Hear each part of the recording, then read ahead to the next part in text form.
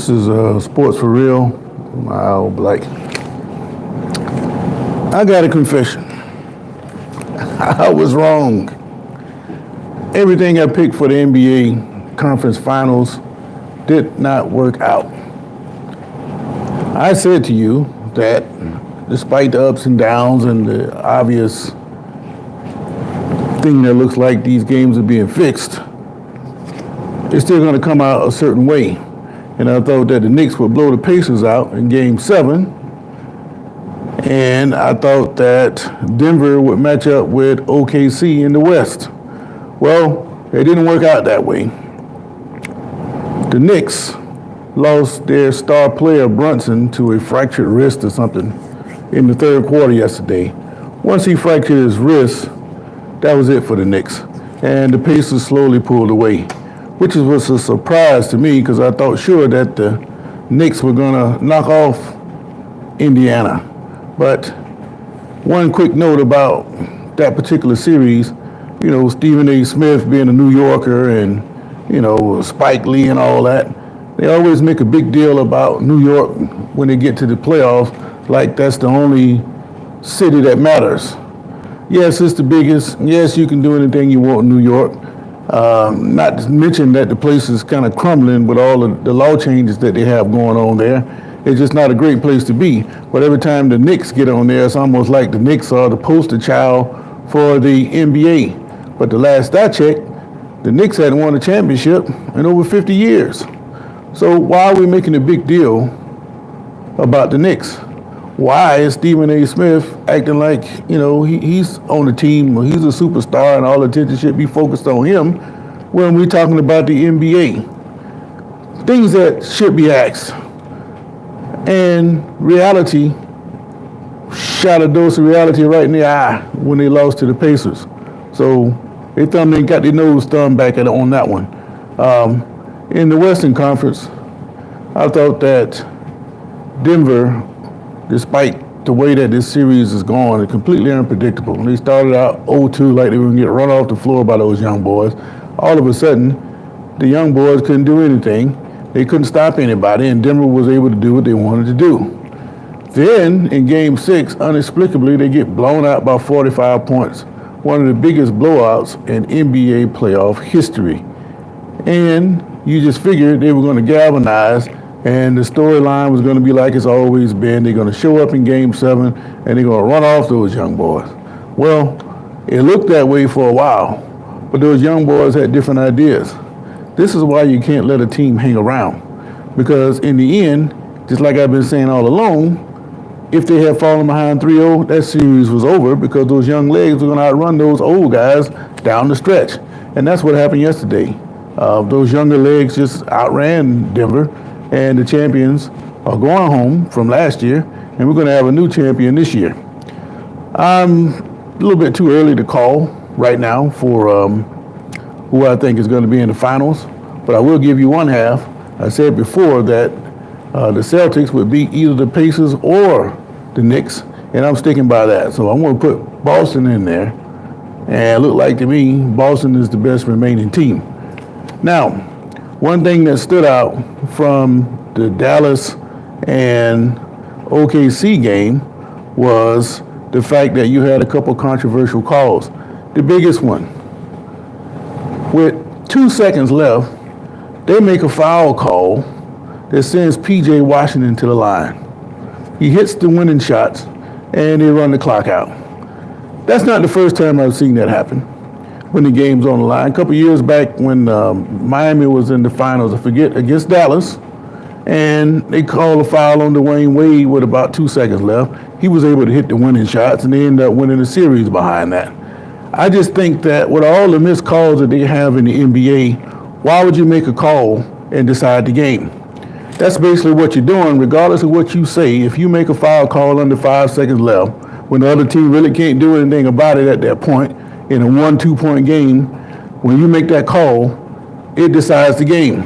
And you know, you can't determine if the guy's going to make the free throws, but in those situations, you can bet they're going to earn their money by hitting those shots. And every time I've seen that happen, that was the case.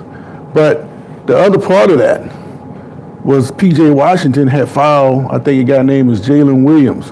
The NBA has come out and said that they missed that call. Those are two critical calls that went against OKC. And again, the officials have put themselves in position to decide these games.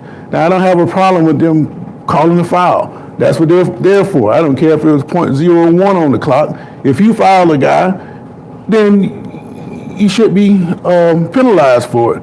But you miss 1,000 travel calls.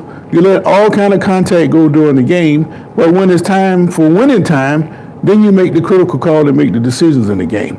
Got a big problem with that. Always had a big problem with that. But the point I want to make is there's a big difference between football and basketball.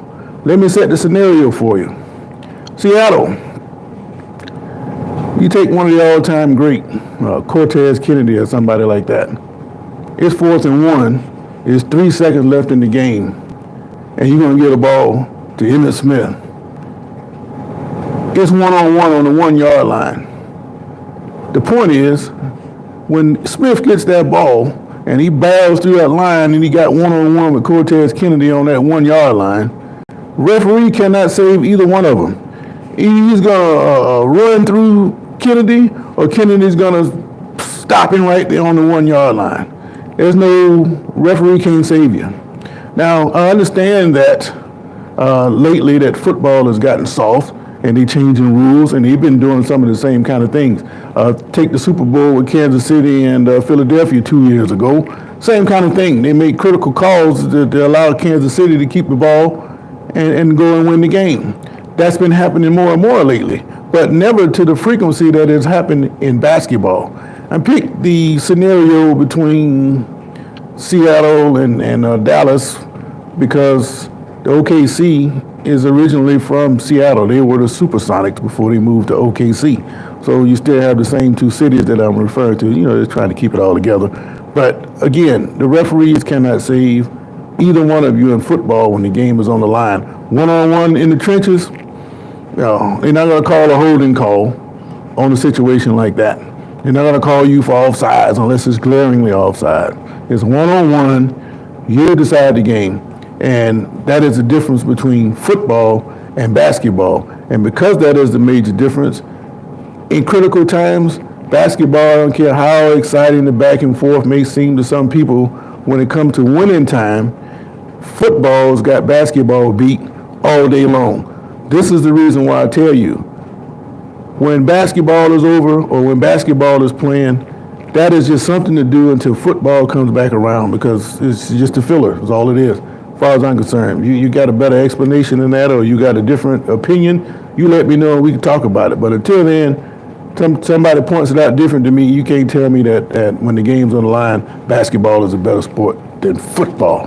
Now, like I say, there's problems with football too, and one day they'll get everything all straightened out. No, I'm not. No, I'm not in prison. That's just my little background that I have. I'm never going to prison, never been arrested, and any of that kind of stuff. But the point is, football is a better sport than basketball. I don't care what you say. But yeah, the Knicks, I thought sure the Knicks were going to be playing against Boston, but when Brunson got hurt, that was pretty much it for them.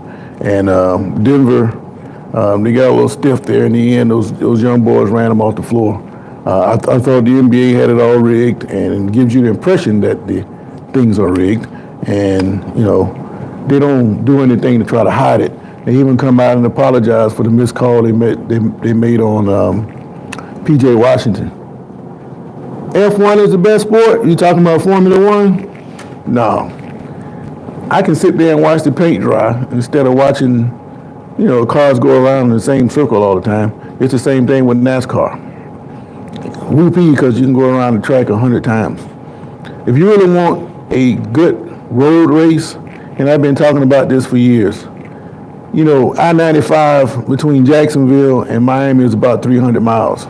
I always say we can close off 95 and have the Florida 300, where you race from the Broward County line to the Duval County line, up Interstate 95. That way, when there's a wreck behind the leader, he doesn't have to stop and come back and group up with everybody else and pull away again. No, if he's out front and there's a wreck behind him, he's just out of the race. There's no way he can catch up. And when you pull over for a pit stop, there'll be designated pit stops along the way. It'll be a nice, easy race all the way to Jacksonville. Now, how would I pull that off? Same way you do with the races in the, I forget what, Grand Prix. You close off certain sections of the road. And once the road is cleared from the race, then you open it back up. Yeah, I figure it'd take them, 200 miles an hour? They can run from Miami to Jacksonville probably about 2 hours with the pit stops. Shouldn't take very long at all. So it wouldn't affect too much traffic. You just got to get the information out to the truckers. But the Florida 300, I think that would be a great idea. Now, only problem is you got to make sure that your roads are protected. So when there is a wreck, guys fly up in the air or they hit those concrete buttresses. That might be a problem. And you're probably going to get some people to get killed behind that, but it'd be something worth seeing if it was me. But that's just the psychotic way I like to think sometimes, come up with things that nobody ever thought about. But yeah, F1 is okay, but it's never top football or basketball can't do it. But to watch a car go around in a circle all the time, it's just like watching paint dry. That can be boring. But anyway, I just want to make mention that I got it wrong about the conference finals. I thought that Denver would be playing OKC, the top 2 seeds, and I thought the Knicks would take care of Indy yesterday, and they didn't do it. I'm not going to use the excuse that Brunson got hurt. Maybe it was scripted that way. Is he really hurt? I don't know. You know how the NBA like to come up with these different interesting educational entertainment moments, I should say, to make things interesting. And I still think Boston is the best team in the East. And now that Denver is out of the way, I just don't see nobody beating Boston now. I don't want to jinx them, but if I did, that's your problem. I'm not worried about it.